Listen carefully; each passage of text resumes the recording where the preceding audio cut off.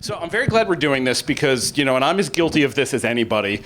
There's this sort of tendency when we talk about television to focus entirely on the writing. TV is the writer's medium, movies is the director's medium, but that's not really the case. What do you feel is sort of the biggest misconception about the director's role in the process of making TV? You go. Why don't we start with you, Tom? There's a group of directors here. I'm not sure who's supposed to talk. So,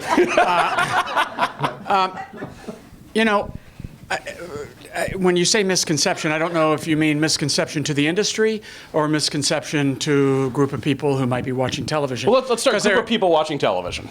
Well, look, I think it's a misconception about directing in general. That I guess everybody just gets up there and they kind of move around and everything sort of happens somehow.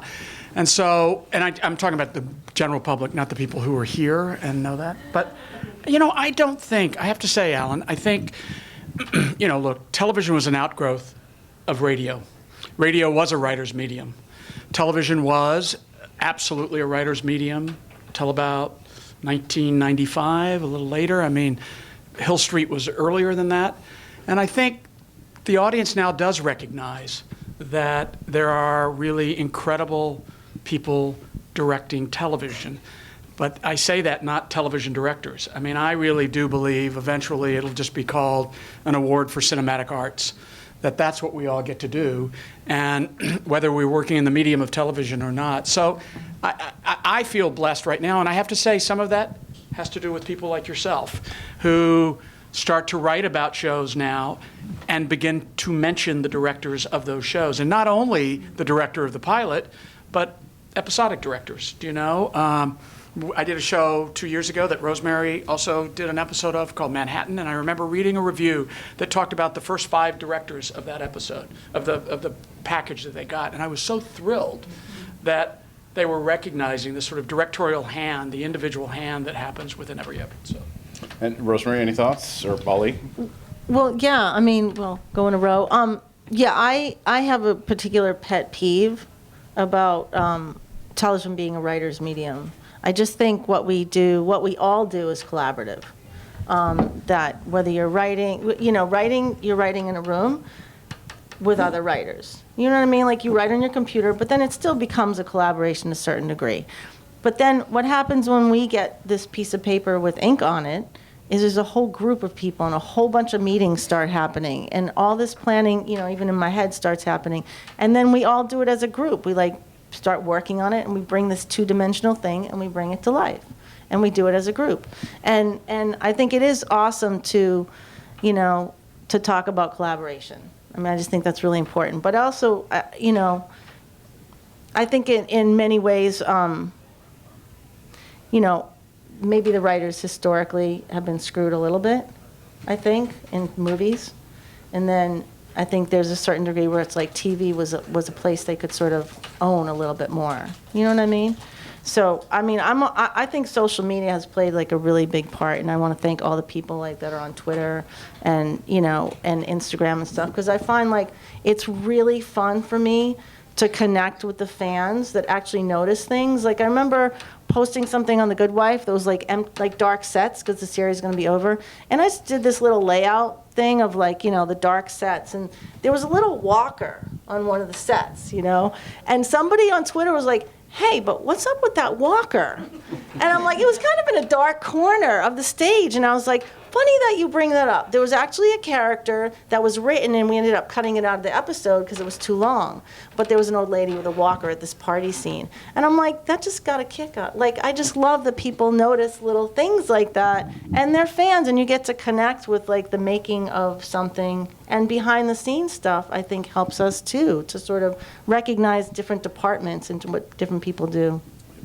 For me, they're all visual mediums. So you have to start there. The last thing you're going to see after everybody gets in a room and comes up with whatever they're going to come up with is something on a screen, right? So you kind of have to start there. So then you get into the machinery of what it takes to get something on the screen. So in television, the idea that it's a writer's medium comes from like the factory aspect of it. Like, we got one now, we need another one next week. What are we going to do about the one we had last week? And so the writers are kind of helming the ship in that regard. Film does not necessarily adhere to, the same sort of mechanical process. So what it takes to get that thing geared up, is it getting a talented director on board? Is it getting a star? Can we wait for these things? When are we going to put it out? TV, we're putting it out Tuesday. And then we're going to put another one out next Tuesday. So, the idea of it being a writer's medium has more to do with, being the guy that's helming the machinery that keeps this thing moving, as opposed to who has the imprint on the final creative aspect of whatever it is that you see, Well, sort of given the fact that, again, you have to hit this deadline, how often do you find yourselves having to sacrifice a more ambitious or a more sort of artistic shot in favor of something that's just going to get the job done and get the point of the scene across to make the schedule? Never. Okay. I mean, what I might have to do is come up with something equally as creative and unique. I have been doing this a long time, and I've not always had my own show. I've been worked as an episodic director. I can't remember a time where I went, well, I've run out of time, so I'm just going to shoot it this way. Not once. And so, and I just want to go back a little bit to the idea of the writer's medium, because Jason Kadam's just walked in, and I love working with writers. And I only live to work with writers, and I think it is a writer's medium. He writes a little bit. Right. But I do think it was more than just the deadline, which I happen to really agree with, Ali. But I don't think 15 or 20 years ago, especially in our television, as a director, you were able to use your whole visual vocabulary. You just, it wasn't accepted. It wasn't what the networks or the studios wanted. And then there was just this moment where all of a sudden we want filmmakers. We want it to be visually, you use all the words. I've never said to a writer, can you try this without adjectives? And yet, I've certainly, when I first started, can you try this without so much movement? And can people just, and just stick with just an over-the-shoulder shit, And I don't think that's true at all anymore. So, what do you think caused that change? You mentioned before, like, you think HBO. Okay. I do. I think that the network saw what HBO was doing with shows like The Sopranos and by the way, as I said, Hill Street Blues looks like no other show on television and didn't look like too many movies either. I mean, it was from a documentary that they had seen that they decided to mimic.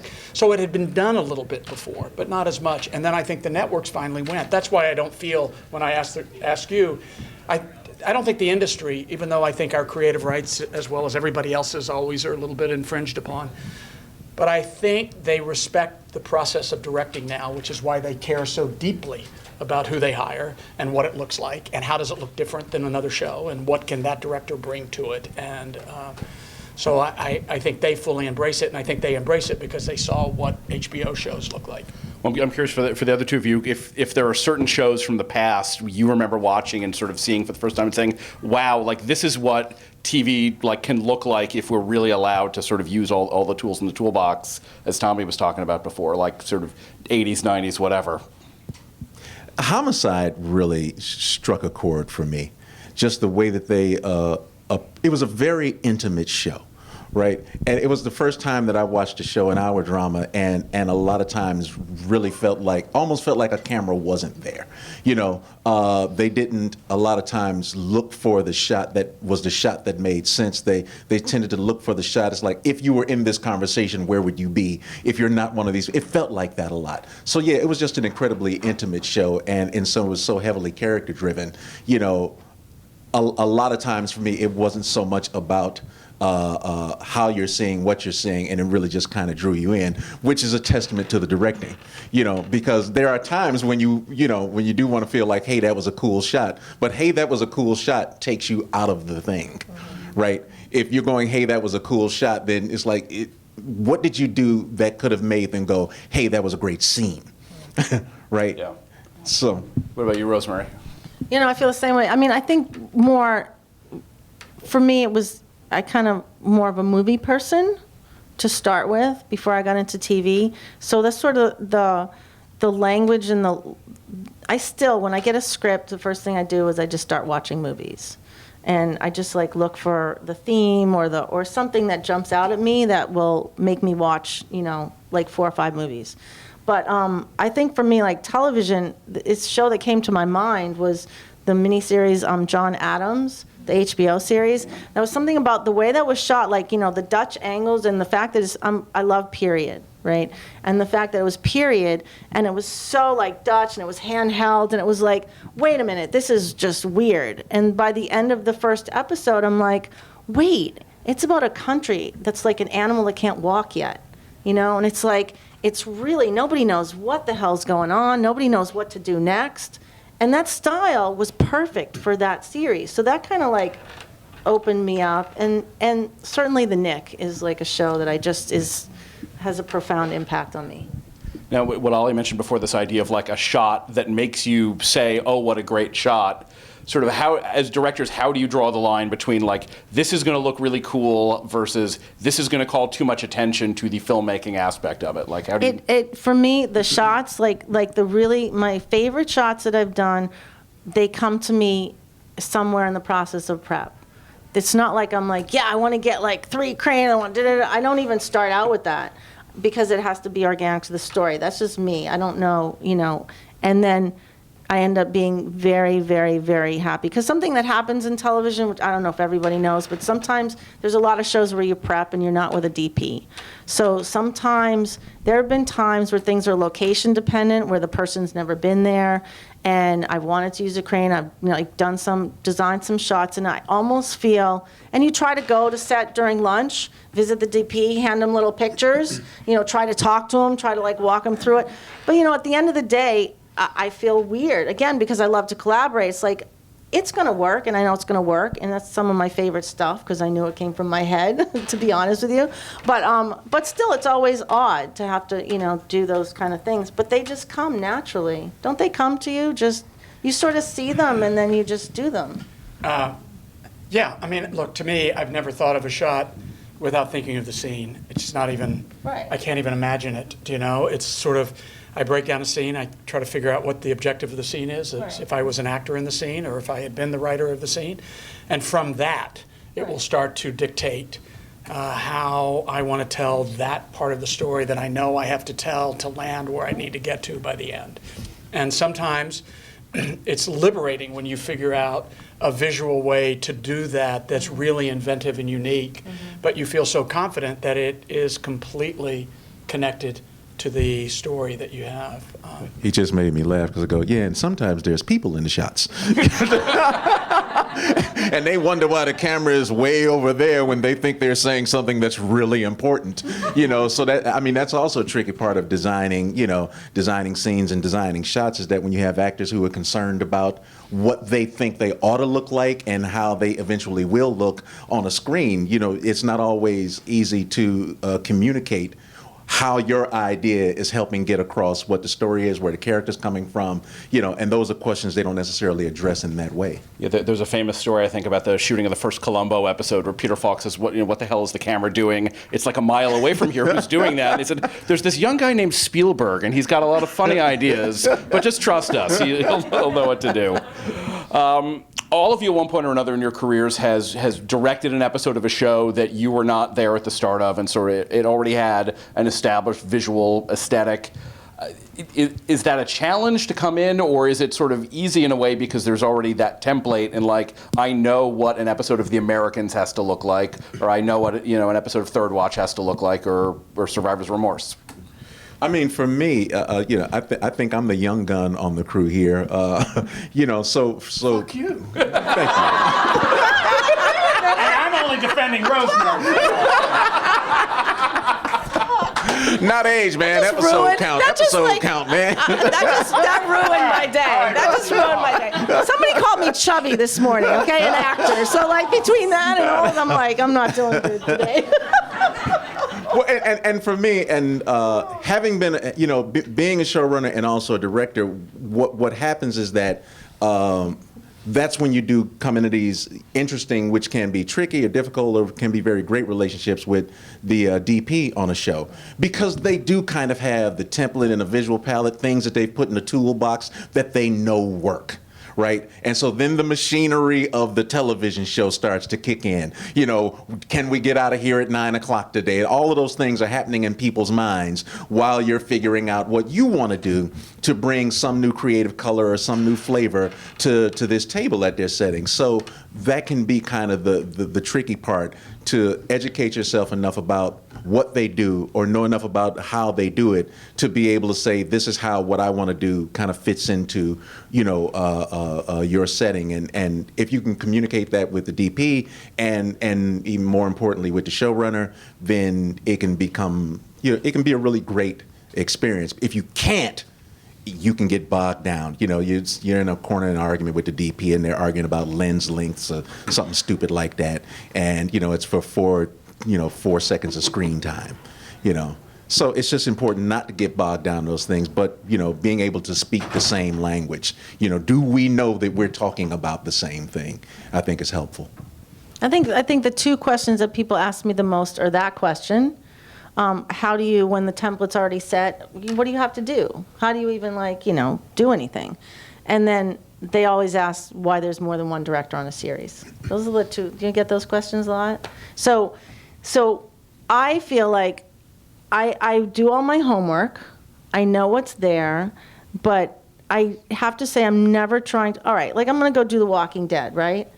I'm definitely not going to try to reinvent the wheel on The Walking Dead. First of all, it's a phenomenal show. For me, I love the show. Like, I'm so with it. I can see the level of commitment, and I can see what people are doing. Now, not to say that I'm not going to try to find some color or something there. If it's in the script and it speaks to me, then I'm not going to try. And one of the challenges that I have sometimes is that I want to be heard, or I'm like, wait, blah, blah, blah. And then sometimes people are busy, or no, or the UPM is like, oh, we can't afford that, or no, whatever. And sometimes, fine, I'll let that battle go, but I'll pick another one. Or there's times I just can't let it go. And I have to navigate my way into, like, wait, I don't want to, it's really important because I know it's going to be a better episode. And even if I end up being annoying on some level, I'm going to keep trying, you know what I mean? I'm going to keep trying as nice and with a smile to, like, get it in there because I know it's important. It's always about the episode. It's always about the episode. And, yeah, that's it. And Tommy, like, you know, on the rare occasions these days when you're a hired gun, sort of what's that experience like for you? Well, it's very different than it was 15 years ago. I mean, for instance, I do The Americans, which is really the only show I've done in 10 years that I didn't executive produce. And it was great, you know. Truthfully, it was like a holiday for me. It was like, oh, man. I keep talking. I did it in the first year. I did an episode called Gregory. And it was an episode in which, obviously, there was a character named Gregory, who was a very important character. And we were starting to shoot on Tuesday with the character named Gregory. And Friday, Gregory was not cast. And my wife and I had a sensational weekend.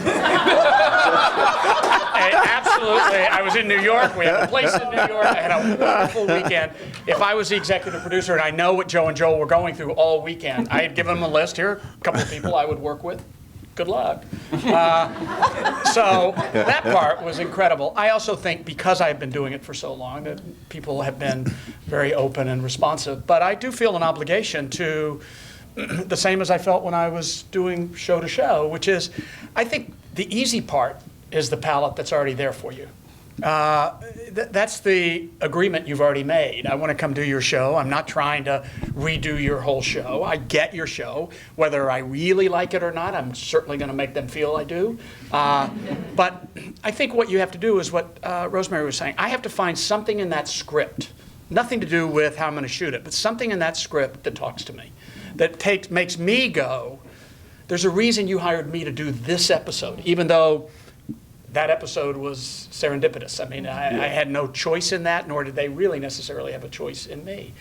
But that's my job. I have to find a way to fall in love and to sort of know that that's specifically my episode and why I want to do it. And it used to always drive me really hard to sort of find that. How many hours before you had to start filming was Derek Luke hired? Just a few. He was, but Derek Luke was hired just a few. Martin Sheen was hired the first day we were shooting the pilot, by the way. So that was even more frightening. You know, we didn't have a president yet. So when you're doing that, like, how much conversation can you have with the actor about what you want from them? Well, but in this particular case, and also as episodic, when you're, they hired Derek, and then I had said, guys, the only way this is really going to work is, whether it's at lunch or that first day when he gets here, let me have 2 hours with him. So we rehearsed for 2 hours before he got on the set, and that's sort of how it went. All right, now, Rosemary, Tommy mentioned before that you did some work on Manhattan. What is Tommy like as a boss? He's awesome, not because he's here. I'm like out in the world time, because, I'd just be really uncomfortable otherwise. But, no, he's awesome, because one of the things that a great producer-director will do is let a director direct. But be there if there's a need to be there. You know what I mean? And basically, that's what you did, which was perfect. And also, I just want to say, different shows are run differently. So there are shows, when I started in television, many, many, many years ago. That's not going to be let go You're never of. going to live that down. So when I started, I came up with John Wells, and that was, on Third Watch, which was a very director-driven show. It was like great scripts, but every director, even though it was like my first episode of TV, there was really nobody on set. It was like, it was what I wanted to do. And I kind of came up on shows like that. And The Good Wife was like that. The Good Wife was like, the writers are writing great scripts. We do a great prep together.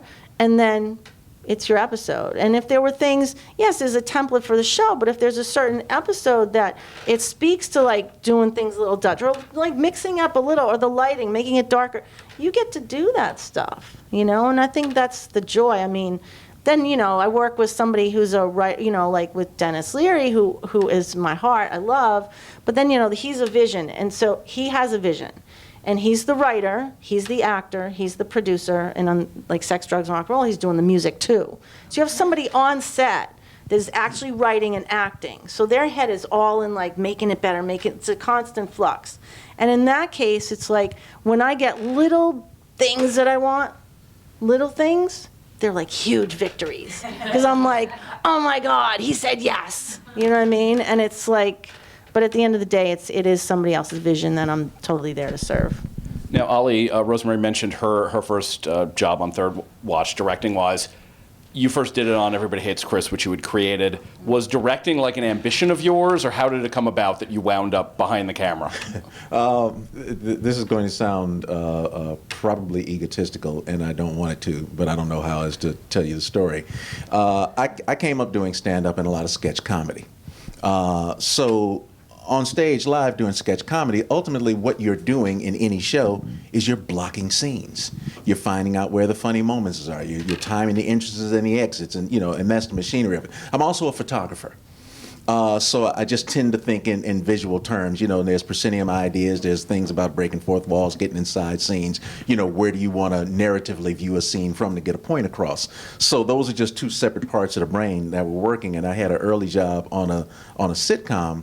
And I had never been on the floor of a show before, So there's the quad going on, and then there's the director, and so then you begin to understand. Okay, there's a technical director. That's guy handling cameras, and this guy's handling the actors. And literally, I went, oh, I could do that. And you can if you have a certain sort of experience that you're bringing to the table. Now, once you're down there, it turns into something else. There are things that you need to be able to, to communicate and to understand and be able to, to have a conversation with your crew about, what you need and your actors, how to get them to do, get them to the places where they need to be and to hear their ideas. But the machinery of it, that particular part of it is something that I think you have to be able to process. It's like a drummer. You got a few different things going on at one time, and you marry them together and they become something. And my brain worked like that. So that was the thing. And then it was, I don't know, another 15 years before I got, a chance to actually direct an episode or something. But that was the first thing that kind of went, wow, okay. How do you feel your writing has changed, if at all, since you started directing? I mean, my take on writing is, and again, it's kind of just more of a musical approach. Having been a performer, I have a great deal of respect for actors and what they think they need in order to be able to get an idea across. And the challenge to me as a writer is also not being so in love with your ideas that you don't have room for someone else's, when what they're trying to do is give you the best version of what you've presented to them. I'd rather have someone give me a very confident, competent version of what I thought I wanted, that they knew they could execute, as opposed to, a questionable version of exactly what I said. Yeah. Right? Because people can feel that. They know when they're getting something that everybody feels confident about, that everybody feels strongly about. They can't articulate it. They're not us. They're not directors. They're not writers. They're not actors. They can't go in and go, here's what a note is and this is what you did wrong. They just feel something. It either feels good or it doesn't feel good. And the things that feel good are, they're not always, they don't come out of things that you planned absolutely this exact way all the time. It's arguable that Prince is a better, musician and a more popular artist after he starts playing with the band than when he did everything by himself in a room and controlled every single aspect of it. I mean, those are arguments to be had. But for me, that was the challenge to the writer, to open up and really have space for other people's ideas, because sometimes you didn't come up with the best one. Now, Tommy, if you came into episodic sort of through an interesting route, you directed a bunch of concert specials initially, and if the internet is correct, your first episode was an episode of Sledgehammer. So how did you sort of make the move from specials to series? Well, look, that's what I always wanted to do. I mean, I actually wanted to make movies. I didn't grow up watching television. But I did, at a certain point, I started watching more television. And I was just looking for work. I mean, honestly, it was who's going to hire me to direct something? And I started doing these concerts. I hung out with a lot of comedians, so I was doing a lot of comedy specials. HBO let me do something. Bette Midler let me do something. I did some, musical concert stuff. That sort of led me to kind of, half-hour television, which Sledgehammer, which I don't think anyone in this room would remember, but it was actually a really funny, interesting show. And then I made a movie, and then it just was, work begat work for me. And all I wanted to do was tell stories. That's all I knew I wanted to do for sure. And so I knew I wasn't, at one point I remember an agent saying, you could be Dwight Hemian. And I was like, I don't know who Dwight Hemian is. I want to be Robert Altman, but you're telling me I can be, who's a guy who does incredible specials and did live shows. And so it was just a matter of trying to find the best work that I could find that was being offered to me at the time. And then I was just lucky enough at a certain moment, because I was doing half-hour and hour television at the same time. And I was going back and forth between that. And I remember when I would do comedies, I do half-hour comedies, the producer would huddle in the corner and go, keep your eye on him. He's going to make it too dramatic. And then I'd go do a hour television show, and they go, keep an eye on that guy. He might make it too funny. And so fortunately for me, people like Jason Katims and David Kelly and Aaron Sorkin and came to our television and went, I don't wake up any day thinking it's a comedy day or it's a drama day. It's just a fucking day. And that's the way I approach work. And so that's why I gravitated towards Hour, because it just spoke to me so much more of the way that I see the world.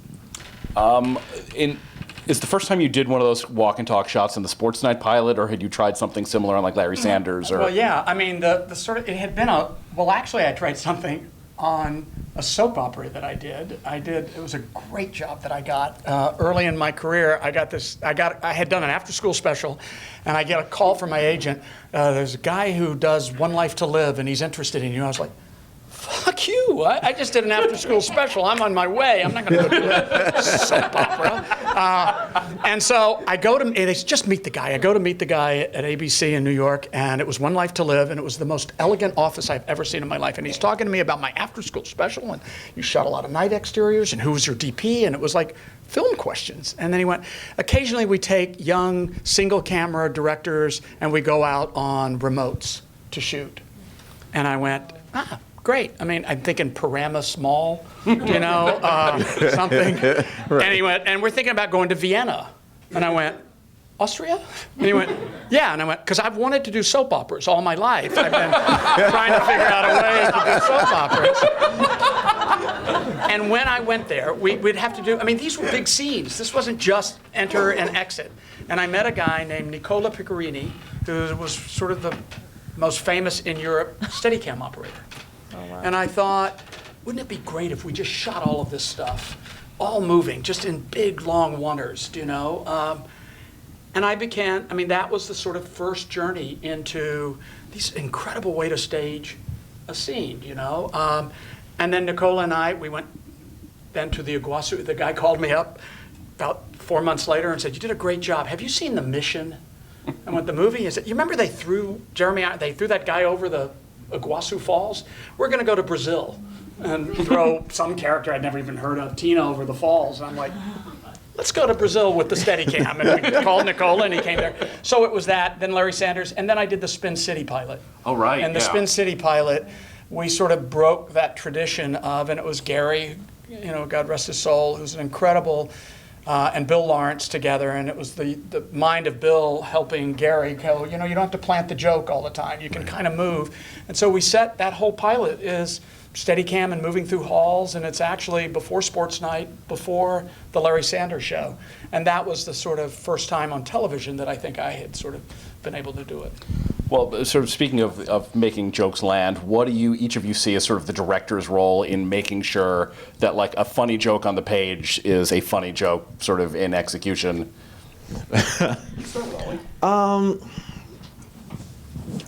There's two.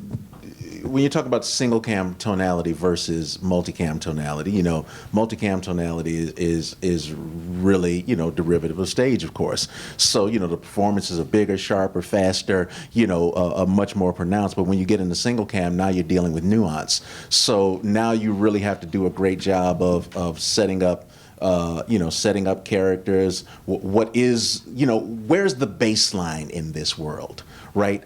And you can establish that in a pilot. You need to establish that in a pilot. How absurdist are we? How grounded are we? When is something supposed to be funny? When is something too harsh? What are the rules of this show? So that's very particular to me when you're dealing with single cam, because you're not dealing with an audience. You have to be intelligent enough to construct something that people can watch and understand it without being told, this is where it is, that's where it is, this is where it is. I mean, people have that anyway, but when you get to the place of, when you're dealing with audiences and you're dealing with multicam, the panic that sets in on the set of a multicam when a joke doesn't land, and then all the writers rush around and they try to come up with a new line. I've always hated that, because your problem is you can't fix it there.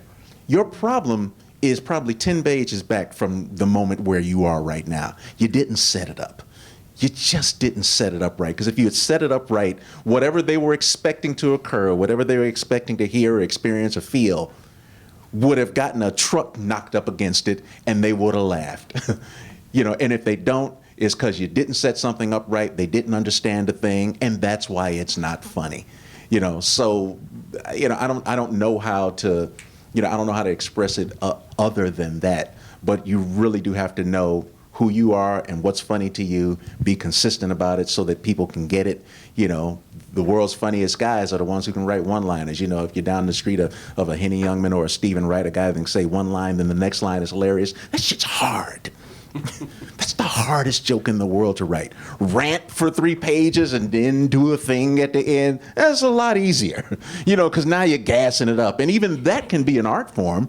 Nothing fucking funnier than John Candy and Plane, Trains, and Automobile at the Cardinal counter, right? But you got to do it right. There has to be some gravitas. There's got to be some drama in it. You got to feel that this guy's really frustrated and in that moment, so that when he does the other thing, it really feels funny. But you really have to police yourself as a writer and never believe that the audience is stupid because they didn't laugh at your joke. You didn't tell it well. What Ali was trying to say is it's the writer's problem if it's not. It is. I hear. Oh, sorry. You were going to say something, Rosemary? No, if you don't want me to. No, I'd love to hear you say something. No, I was just gonna because of course I've Because I'm married to a comedian for Monday will be 24 years. I am old. So sense of comedy. I mean, one of the things as a director in television, and I made a movie first and then got into TV. So, there's a way where people want to sort of put you in a category, and sometimes for me, some of the most fun I've had is doing half hour. Never done multicam ever. And I don't anticipate doing it, but unless it was like a show with my husband or something. But besides that, is the half-hour comedy is so much fun to do, and like I just did two of them, and it's just so much fun to just sort of be on set and really laughing, like so much more than like in a 1-hour drama. But having said that, Rescue Me and working with Dennis, and one of the best writers I think ever is Peter Tolan. And working with him and understanding that a lot of the comedy is like what you put up against it. Like you really push towards the dark and then you really push towards the light. And it ends up being like a whole other level of like, wow. Like they're on their way to a fire, or they just like, one character just came out and carried the character out, this little kid who was going to die in the fire. He goes to give a mouth-to-mouth. The kid's so burnt that his lips are stuck on his lips, from giving mouth. But, they were just telling, then they get in the truck and then they're talking about some model's tits on the billboard. You know what I mean? It's just like, that's real life. That's what people do in those situations, and I think that's endlessly fascinating is working and learning from people like that. Now, TV writers talk all the time. They complain about sort of network notes, especially if they work in broadcast. To what degree do directors get feedback from the network executives? Well, I can Tommy's addressed that more. I know that, again, going back to John Wells, I would get to stick through even the producer's cut sometimes and, get the notes, and then I'd get a phone call. Well, read me the notes, and I'd read all the NBC notes, and then they'd be like, which ones do you think you should do? Well, I think this and this one makes sense, but like these other 6, not really. Good, so just do those 2, and that's it.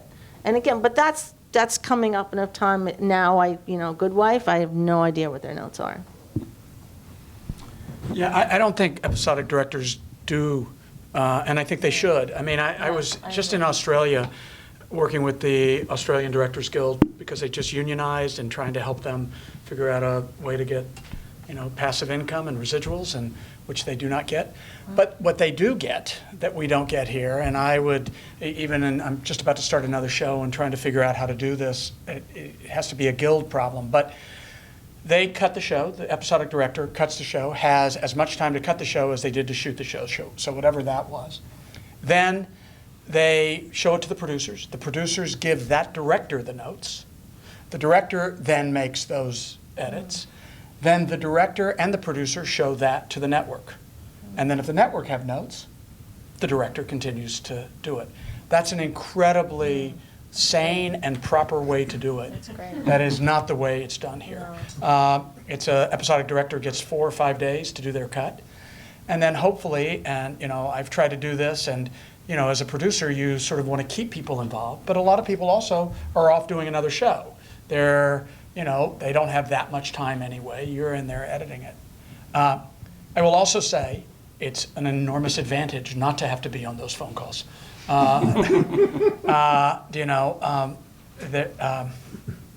They're just horrible.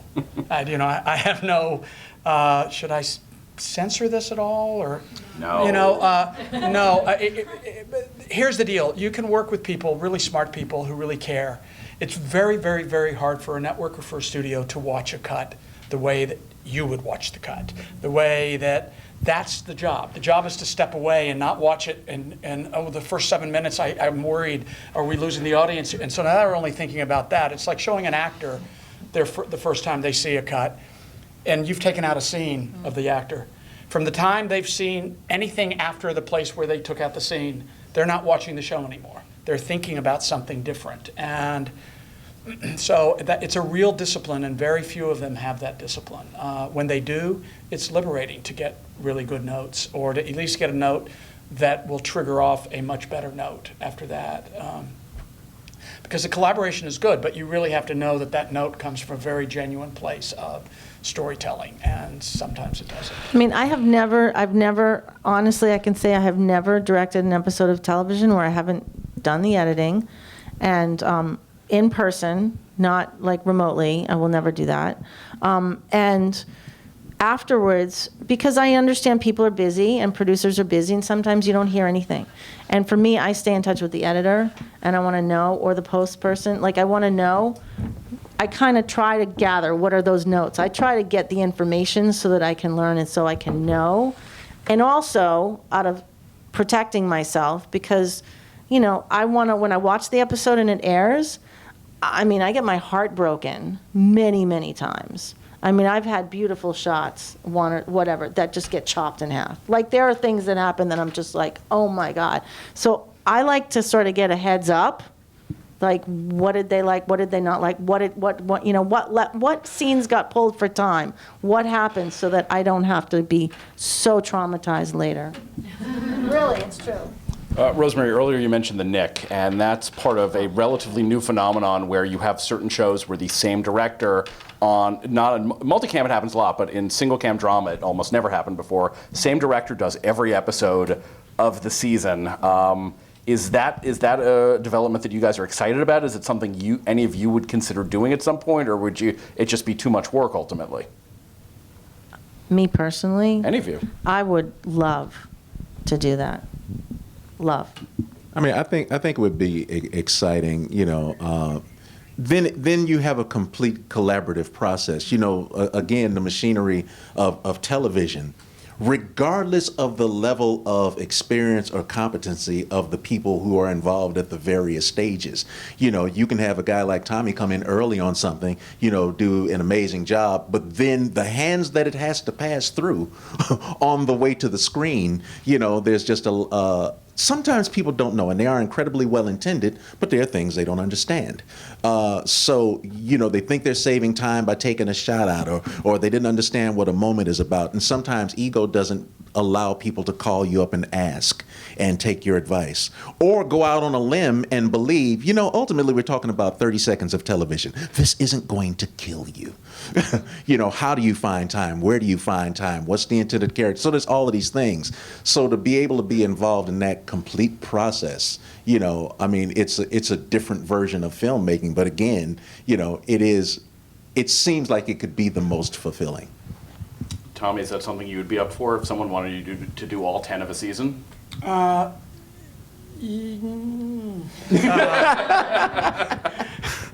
just trying to figure out how to have a vacation right now, but yes, of course it would be. And I would love to make a 10-hour movie, and that's what it is.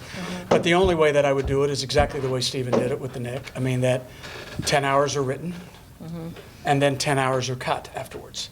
You're not cutting while you're doing it, so that the studio or the network has to say, all right, you have a year process here, which I think is a very civilized, even if, by the way, you didn't do all 10, I think it's a very civilized way to do television, especially now that you don't have to write.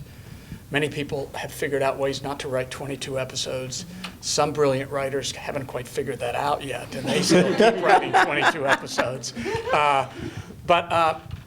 Yeah, and I think it's also, to go back to your very first question, you know, when Stephen does that, and when, you know, True Detective does that, and when you can't help but then notice who the director of that is. And once that gets displayed, you start to think about that, oh, that one great episode of television, or who directed that, or who directed that. And then you start to realize, oh, a little bit like I felt when I was a kid. I'd go to movies. I had no idea about the auteur theory, but all of a sudden I went, you know, or my dad would bring home something. It was like a John Ford film, and there were 4 of them, and I liked them all. And there would be, and I went, oh, it's the same guy. And people now will go, oh, I saw The Good Wife, and I saw Manhattan, oh, it's that Rosemary Rodriguez. It's all of those episodes are her episodes. So I think people are much more conscious of that because of things like The Nick and True Detective. You know, it's a process that I think is just born from a great deal of confidence and commitment.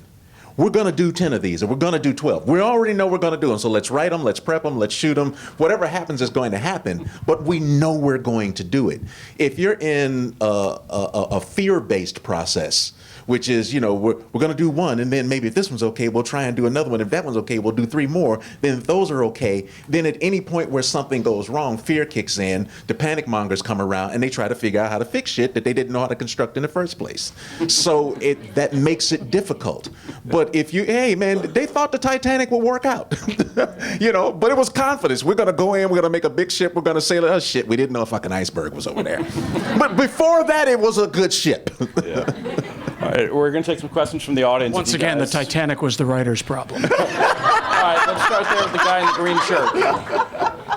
I think as TV and film fans, we all have favorite moments, favorite scenes, favorite episodes. And I guess from your director's perspective, what would be as small as a scene or as big as an episode, maybe a whole show, something you didn't work on that you would have liked to have been at the helm for? Rosemary? Okay, well, I can tell you one that I did, and I can tell you one, actually, as soon as you say True Detective, that I don't know if it was episode 4, I don't know. It's just this incredible one where they get arrested. I mean, that was like, I wish I directed that. I very rarely watch things and say, I wish I directed that, but that was one of those episodes where I was like blown away. And for me, it's a very simple, actually really simple moment, which was very profound for me because I did get to be a part of, for the first time, a family, a TV family on The Good Wife. And I never had that experience before. And it was really quite special and wonderful to be able to have a place to go back to on a regular basis with a group of people that I loved. And also to build a character, because I was there from season 1 with Juliana Margulies and really feel like, we had this thing that we were doing together, and every time, even though I'd go away, I'd come back, it was like we were very well connected.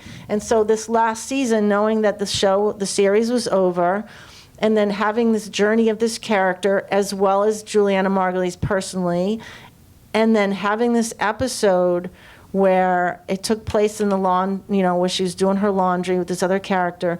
And it was really a simple episode that I feel like it was earned for the character. It was earned for us. She basically breaks down, and she broke down in a way that was like from her gut. And I feel like she spoke to so many people in the world. Like I could relate to it.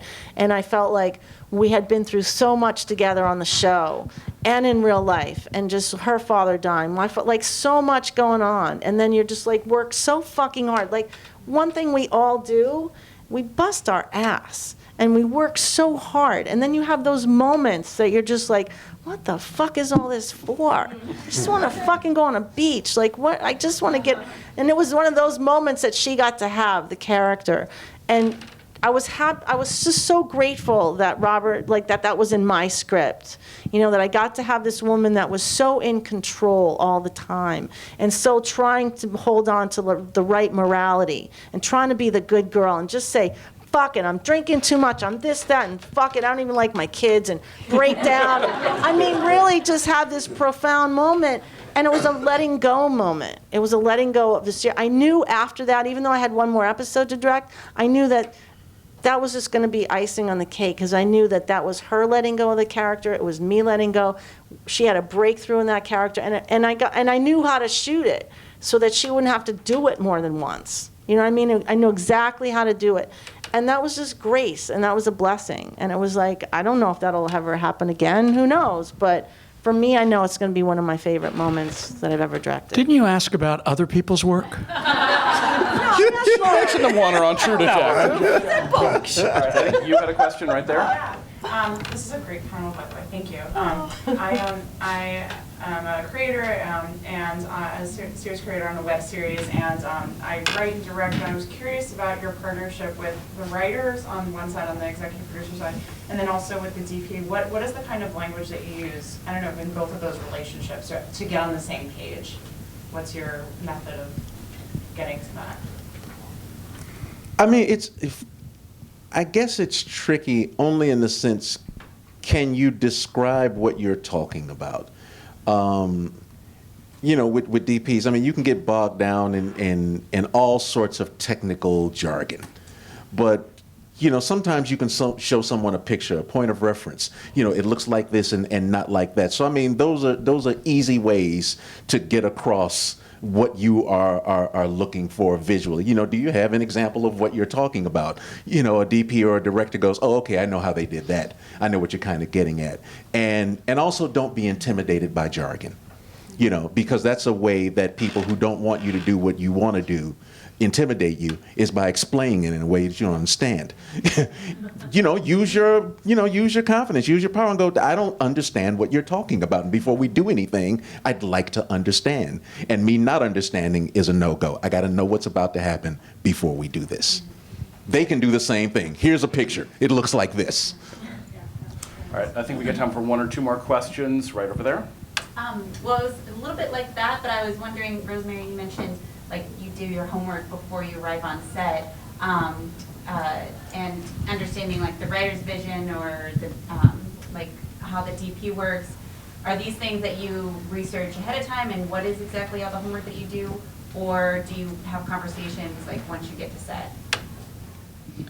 All of those things. I will get on IMDb, I'll look up everyone's credits, I'll try to see like what shows they've been on or what, so we have a connection. I'll get in touch with people that know them, either, hey, what are they like? What can I expect here? Put in a good word for me, whatever it needs to be, actors included. And then I start watching episodes. I mean, as many as I can, if not the whole show, the whole series, you know what I mean? I do the best I can. So that's... Can I just say one Sure. thing about your question? For me, and I think Ali's right, but for me, I talk to writers, actors, DPs, editors, exactly the same. I don't have a different, the only way, at least the beginning of that, and first of all, each person is unique, every actor that we work with is unique, and it all comes from, this is the story we're getting to tell. This is the story that I so want to tell. And the way I'll work with a writer is, that's the story you want to tell, I think that's the story I want to tell, are we missing something here? But it's all driven by the story. So whatever your web series is, or whatever that is, the conversation, look, a DP's job is to translate that visually. That's not my job. That's the DP's job. The actor's job is to translate that with language and with the ability of accessing their emotions.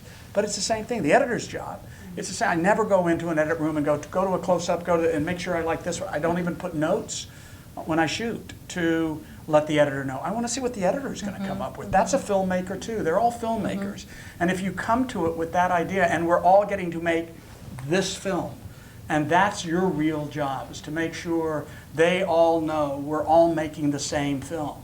And once that happens, then the specifics of high contrast, here's something else, this, what do you think about this? Oh, will that work with what we just talked about? Because what I really care about here is the emotional truth of that scene. So Bring those ideas, yeah. that's right. All right, I think we get time for one more audience question and then one from me. All right. Can you walk us through specifically for the work for hire episodic director what the prep schedule is for like a standard show? So like how many days with the actors, if you have them, how much time with the writers? Because it's mysterious to me. Well, you generally have 7 days of prep for cable or for network. You get there, you have a concept meeting where you just, basically the first AD will read through the script out loud and just general not line for line, but just a rundown of what every scene is about. Kind of sets everyone going, talking about casting, and then everyone sort of sets off in their charge. And then after that, you kind of just continue to have more specific meetings. Hair, makeup, costume, you have prop meetings, you start location scouting, you start casting. You have 7 days to do all this stuff. And, and depends on, you don't always get to prep with the DP. Writer may or may not be available for that time. The best time is for me, is when I get to spend that time with the writer. Like that collaboration during prep is great. I love that. But sometimes you don't have that. So, yeah, and then you have a tone meeting, what's called a tone meeting, and a production meeting and tone meeting. Tone meeting, for some reason, on a lot of shows, comes right at the end. I often wish it came early in the schedule. I try to push for it to come early so that we can actually know that we're all telling the same story beforehand, because everything will dictate what the props are, what this, of the locations, whatever your story is. So, did I leave anything out? That was it. All right, so Graham Yost once told me the story that he had left Full House, he'd gone to write movies, and he went back to visit the Full House writers' room, and everyone was sort of so envious. Graham, tell us what movies are like. Tell us about this magical land of the movies. And 15 years later, he's on, I think, Justified, and he runs into a bunch of movie screenwriter friends, and they're like, Graham, what's it like on cable? That sounds so much better than where I am now. And I'm curious, given what you guys have all talked about this increased recognition of what the television director does and can do, from the people who work in movies, have you gotten any of that same sense of, oh wow, I wish I could sort of do what you guys do in recent years? Well, I know one thing's for certain. To be closer and have a little bit more of a voice now that the economics of it have changed. When you're talking, a tent pole versus we'll give you $50 to make this movie, the idea that there's some kind of support, some kind of system, and the palette has changed where you can be creative and try some, new things, to be the guy that gets to direct a shitty movie versus a guy that gets to direct a great episode of television is I'm getting to do my best work. That's what I want to do. I want to do my best work wherever I can do it. Can I do it on a web series, in a movie, and I want to make a living too. Where can I do that? I think for me, it was probably about 10 years ago that I would go and I would get a script and I'd go talk to the producers about, it was a movie script, and inevitably the conversation. So when you start to produce television, they were far more interested in how to get into television, especially these producers, how to come up with an idea to be able to have this sort of novelistic, especially once it started to be a novel and it wasn't so procedural. It became, and then more and more writers gravitated towards it. It seems, and that's where we started again with cinematic art, it just seemed like first of all, the movie screens are getting smaller and the TV sets are getting bigger. So that's starting to feel the same. But I think that snobbery looks silly now. And when you run into it occasionally, they look like the silly one. They're the ones who are uneducated and don't realize that America's theater is on their television set now. And that's the most provocative storytelling, the most provocative visual storytelling. So I'm pretty sure I speak for the three of us. We're very, very fortunate to be directors who get to work in television at this particular time. And that seems like a very good note to end the panel on, so thank you for coming.